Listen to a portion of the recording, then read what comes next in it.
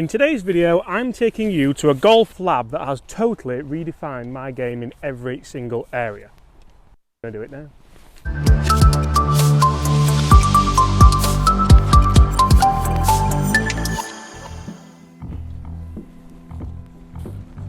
Hi mate, right.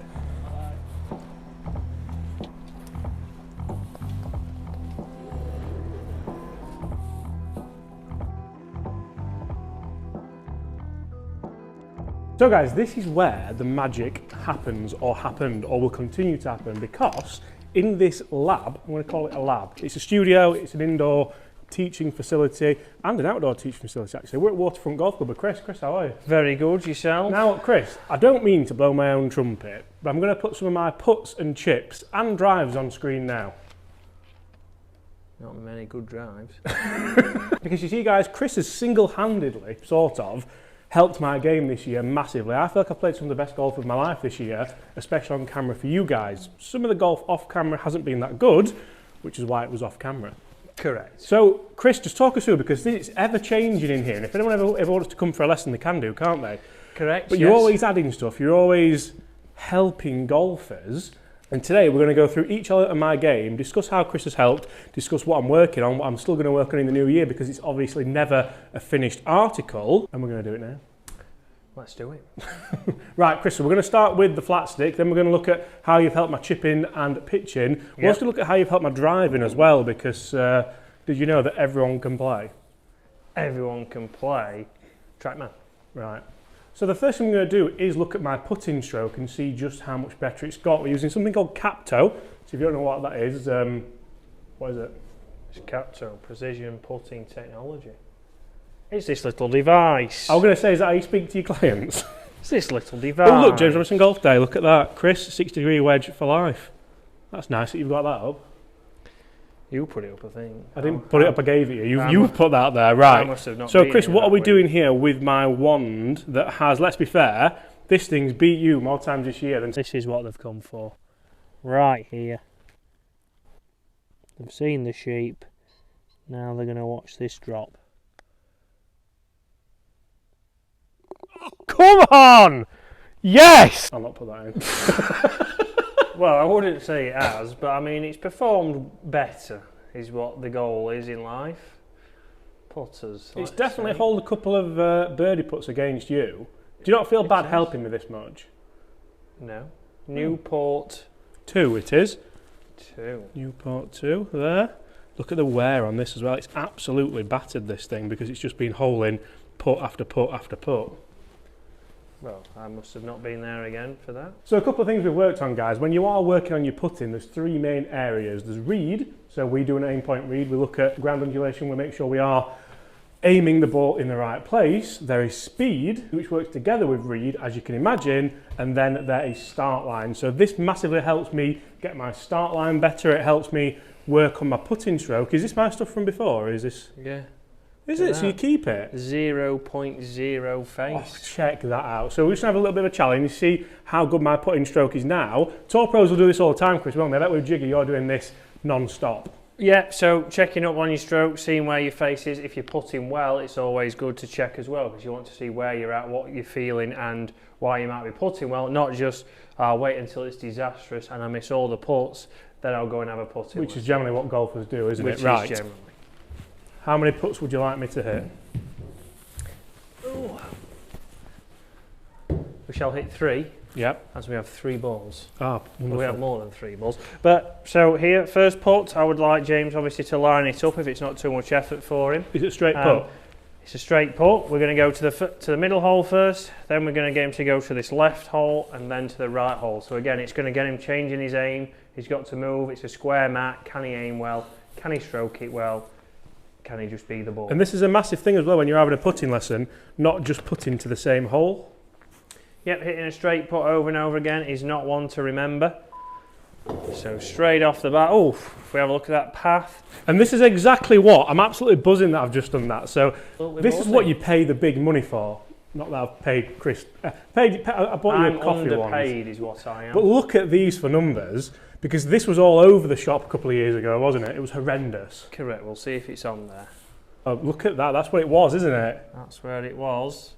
So that's a massive change, isn't it? And if that is consistent, that's obviously going to help me putt better. If I'm aiming where I want to aim, if I've got the read right and the speed right, I'm obviously going to hold more putts against Chris and beat him.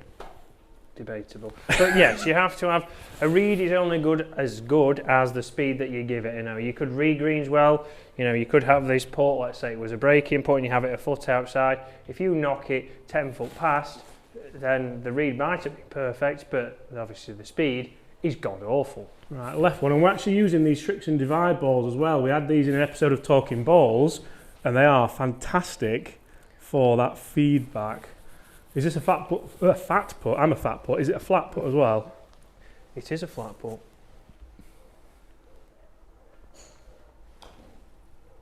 And I've left that open. So, slightly open on that one. Path was good again though, was it? Path was good. So, right, next one, let's go down to the right. So we've got the blue and orange, the blue and yellow divide. Again, this is also a fat putt / flat putt. And guys, if you like that little bit of science in your golf, if you enjoy, I tell you what, I've lined them up perfectly every time. That's something which does come with practice, isn't it? But if you enjoy that scientific method of working on your game, coming somewhere like this with Chris, my posture's wrong there. That was a good roll, wasn't it? Just left. So the face is slightly closed on that one, that's why it missed left. I would say, as a result, we haven't lost much energy still, so the pace is good. And that's one of the things. We're going to miss putts. We're going to miss putts from 10 feet. You know, tour average is 1 in 3. But if the pace is good, it's a tapping. You know, we might have an outside chance, nice and easy there for James. We can say that, right, we need to watch that. Has his ball position crept a little bit forwards? And that's what we then do, if we film this up and compare and see where those numbers are coming from. And the really interesting for me here is that looks very, very complicated, even for me who's a PGA professional. But what Chris has done really well is simplify it even to my brain power. So all I'm working on is a longer backstroke and then releasing the putter through. For me, that gets the path a lot better. It helps me keep the club face nice and square. And generally it helps me with distance control as well because I'm not having a short, stabby motion. They're the 3 things I'm thinking about, and that's it. I'm not thinking about that, and that. No, that's true. So there's a lot of numbers on there. We can make that shorter, but it's all compared to videos. So if we have videos, we talk through where it comes from. James's tendency, like he said, over the ball there was his posture got a little bit low and the toe was in the air. As we know, the same as with a normal golf club, I don't know, if we go a little bit of toe up, it's going to send the loft left. Yeah. Probably the worst demonstration, but there you go. Also, I've just seen the word lab there, so my title's, yeah, that's fine, I can do it. Now, we've also looked at chipping and pitching. That's something else we've done in here as well. Chris, do you want to show us exactly what I've improved on with pitching? Let's step on over. Step on over. So one of the big additions here in the lab at Chris's place of work, Waterfront Golf Club, is the Trackman Range. Now, this can obviously be helpful for driving, it can be helpful for your irons, it can be helpful to know your numbers. My chipping and pitching has improved dramatically, not just because I'm getting up and down more, but because my distance control is way better. One thing we've worked on is club face rotation through the shot, and that's allowed me just to make sure I'm delivering the same dynamic loft every time. Before, I was taking it back a little bit short. Sometimes I'd send one out really, really low, so I couldn't control not only the ball flight, but how far that ball's gone. And then other times, I might flip it a little bit more, give more dynamic loft, and I'm trying to hit the same distance shot. I can't physically do it. Now, Chris, are you impressed that I'm remembering all this? Oh, you're on fire. Now what I'm making sure is I'm keeping the length of arc exactly the same on the way back. So the club head is the same distance away from my sternum, and that means that I'm rotating that club face around a central point, around my chest. So now when I release the club, I know exactly what kind of ball flight I'm going to get, and I know that I need to use a little bit less loft because that's going to help me keep control of the ball. Less loft?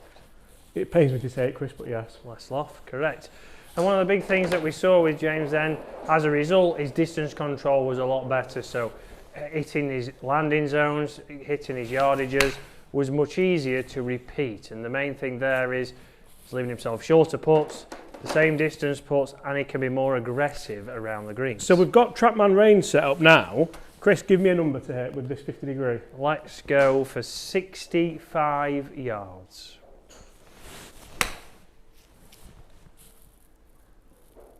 Let's have a look. 59. 59. Not terrible. Not too bad. Again, that's 59. That's going to run out a little bit as well. So then that's going to go to about 65. But let's go again. Let's go. No, let's change. Let's go 45. So good flight. Let's see. 38. Carried 38. So again, that's running out. But at, I mean, 45. But you see, now we know that I'm under-egging everything. There seems to be a pattern there. Yep. So I know that I need to take it back a little bit further. 45. 52, a little bit too much. It's a great fun game you can play, actually. It's more constructive than just coming here and smashing loads of shots out there. Let's go 65.